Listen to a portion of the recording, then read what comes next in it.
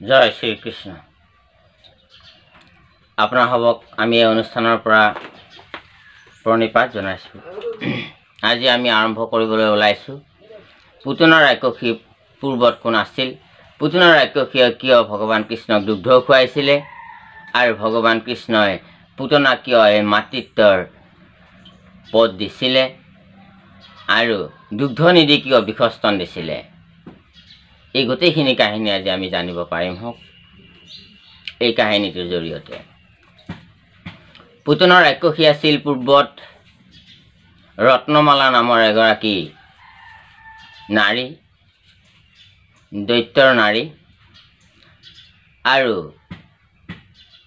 বৈষ্ণৱ বলি ৰজাৰ ভগ্নী আছিল, ভনী আছিল। যেতিয়া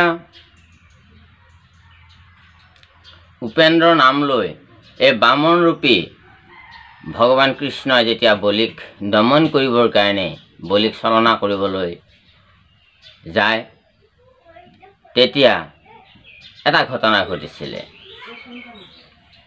যে সেই সময়ত শুক্ৰাচাৰ্য দৈত্যগুৰু শুক্ৰাচাৰ্যৰ কু অভিসন্ধিত দৈত্যৰাজ কু অভিসন্ধিত বলি ৰজাই স্বৰ্গ ৰাজ্য পৃথিৱী ৰাজ্য এই ত্ৰিলোক স্বৰ্গ মৰ্ত্য পাতাল অধিকাৰ কৰি লৈছিলে, আৰু তেওঁলোকৰ এই যি আখুৰি প্ৰবৃত্তিৰে ৰাজ্য চলাইছিল।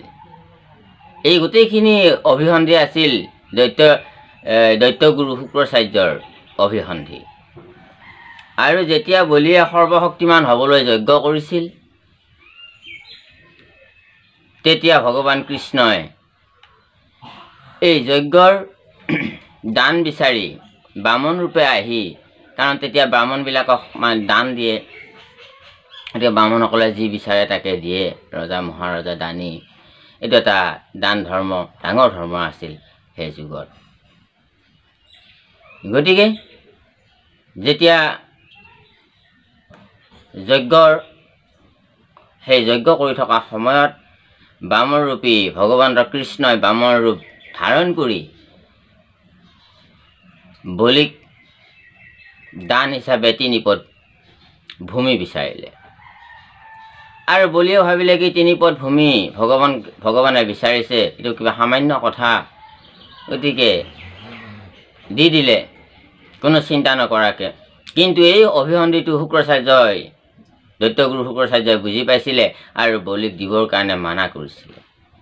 বলিয়ে তেতিয়া কৈছিলে, হে গুৰুজন, যে মই এবাৰ দিম বুলি মুখৰ পৰা যেতিয়া ওলালোৱে, গতিকে মই যি নকৰক, যি চলনাই নকৰক, মই দিমেই। তেতিয়া কৈছিল, এজন বামন নহয়, ভগৱান বিষ্ণু আহিছে তোমাক চলনা কৰিবৰ কাৰণে, দৈত্যগুৰু ধ্বংস হৈ যাব, তুমি যদি আমাৰ সৰ্বনাশ হৈ যাব, আমি দুখীয়া হৈ যাব লাগিব, আমি থাকিবলৈ ঠাই নোহোৱা হৈ যাব যদি তুমি এই বামনক যদি তুমি 3 পদ ভূমি দিয়া। তেতিয়া কৈছিলে, নহয় গুৰুজন, যদি সেইখিনি সময়ত এটা ভাল কথা কৈছিলে দৈত্যৰাজ বলিয়ে, যে যদি তেওঁ ত্ৰিলোকৰ প্ৰতি তেওঁ যদি মোৰ পৰা কিবা মাগিব আহিছে, যদি মই তেওঁক দিব পাৰোঁ, তেতিয়াহ'লে কোনো কথা নাই, এইটো যিহেতু মই দিম বুলি প্ৰতিজ্ঞা কৰিলোৱে, গতিকে দিম বুলি কথা দিলোৱে, গতিকে মই দি দিম গুৰুজন। শুক্ৰাচাৰ্য কোনো পধ্যে ৰাখিব নোৱাৰিলে, দৈত্যগুৰুৱে দান দি দিলে। আৰু ভগৱানে এই চলেৰেই এই দৈত্য যি নেকি ধৰ্ম বিপৰীত মেৰুত চলা, অধৰ্মৰ পথত চলা, আখুৰিক পথত চলা, লোকৰ অহিত চিন্তা অহিত কৰ্মত সততে নিজৰ স্বাৰ্থৰ কাৰণে কেৱল চিন্তা কৰি থকা সেইখিনিকে আখুৰিক শক্তি বুলি কৈছে।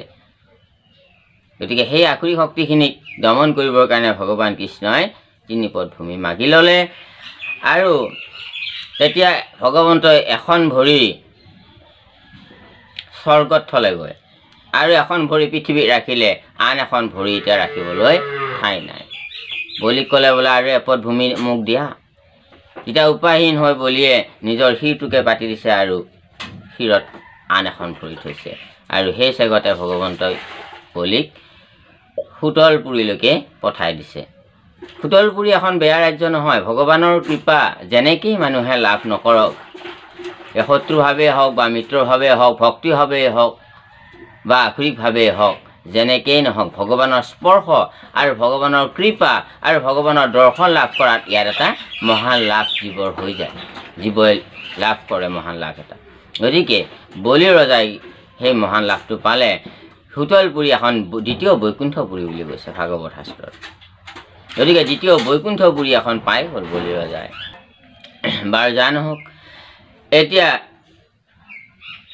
ৰত্নমালা আছিল বলিৰ ভগ্নী।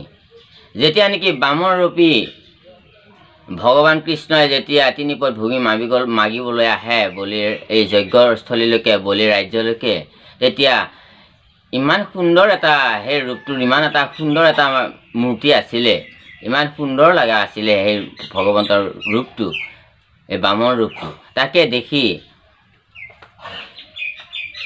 এই ৰত্নমালাৰ মনত এটা ইচ্ছা হৈছিলে যে এনেকুৱা এজন যদি মই পুত্ৰ লাভ কৰিলোহেঁতেন, এই বুলি মনে মনে কামনা কৰিছিল।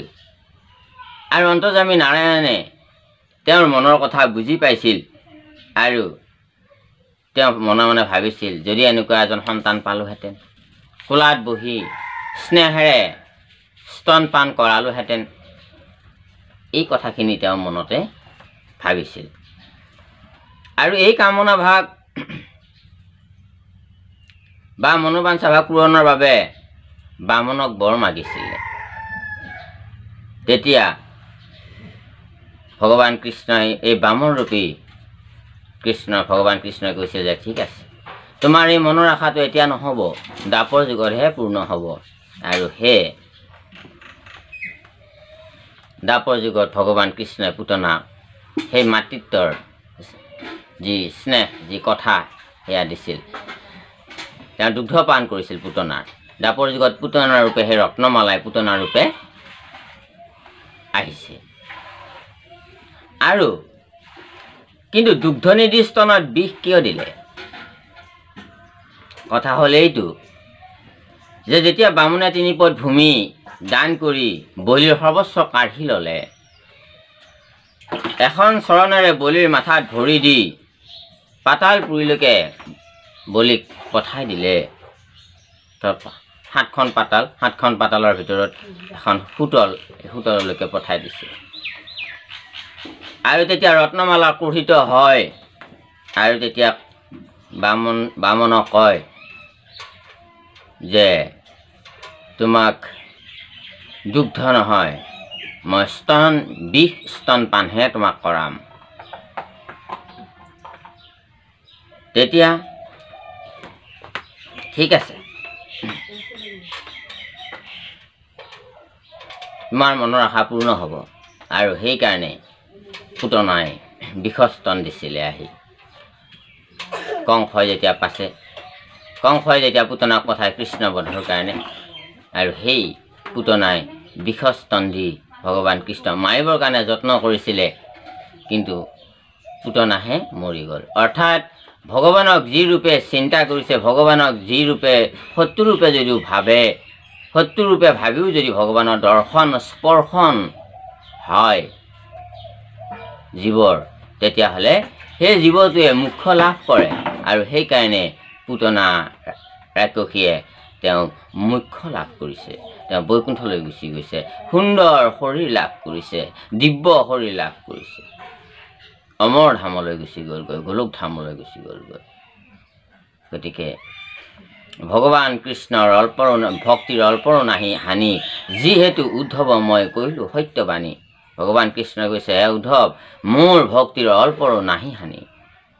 যদি মোক শত্ৰুভাৱেও যদি কোনোবাই ভক্তি কৰে, তেওঁ তেনেকৈও গতি পায়, শত্ৰুভাৱেও গতি পায়। আৰু যদি মিত্ৰভাৱে ভাবি মোক ভক্তি কৰে, তেওঁৰ মহিমাৰ কথা মই কমেই বা কিমান।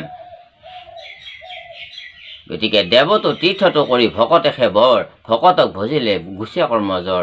যিহেতু ভগৱান কৃষ্ণই কৈছে যে মোতকৈ মোৰ নাম শ্ৰেষ্ঠ, গতিকে ভকতসকলে সাধুসকলে মোৰ নাম মুখত লৈ ফুৰে। সেইকাৰণে দেৱতা আৰু তীৰ্থতকৈও সেই ভকত শ্ৰেষ্ঠ, যিহেতু মোতকৈ মোৰ নাম শ্ৰেষ্ঠ, যিহেতু ভকতে মোৰ নাম লৈ ফুৰে মুখত। গতিকে সেইকাৰণে মহা মহা ভকতৰ মই ফুৰু পাছে পাছে বুলি কৈছে। কাৰণ নাম ভগৱানতকৈ যিহেতু শ্ৰেষ্ঠ, ভকতে যিহেতু নাম লৈ ফুৰে, সেইকাৰণে ভগৱানো সেই ভকতৰ পাছে পাছে নামৰ পাছে পাছে ফুৰে। জয় শ্ৰীকৃষ্ণ। আমাৰ চেনেলটো আপোনালোকে ছাবস্ক্ৰাইব কৰি ৰাখিব আৰু এনেকুৱা ভিডিঅ' পাবৰ কাৰণে, নটিফিকেশ্যন পাবৰ কাৰণে আপোনালোকৰ সুবিধা হ'ব। আৰু নিশ্চয় আশা ৰাখিছোঁ আপোনালোকে এই ভগৱান কৃষ্ণৰ এই অমৃত কথাত আমাক সহযোগ কৰি আমাৰ সংগী হৈ আপোনালোকে আমাক কৃপা কৰিব বুলি আশা ৰাখিছোঁ, সংগ দি আনন্দ দিব বুলি আশা ৰাখি আপোনালোকৰ শ্ৰীচৰণত আমি পুনৰবাৰ প্ৰণিপাত জনাই আজি আমি ইমানতেই এৰিছোঁ। দ্বিতীয় এটি ভিডিঅ'ত আপোনালোকক কৃষ্ণ কথাত আকৌ লগ পোৱাৰ প্ৰতিশ্ৰুতিৰে আমাৰ চেনেলটো ফুলেশ্বৰ নাথ বুলি আছে, আপোনালোকে ছাবস্ক্ৰাইব কৰিলে, চাৰ্চ কৰিলে পাব, ছাবস্ক্ৰাইব কৰি ৰাখিব। ধন্যবাদ। কৃষ্ণ। কমেণ্ট বক্সত জয় শ্ৰীকৃষ্ণ বুলি লিখিব। কৃষ্ণ।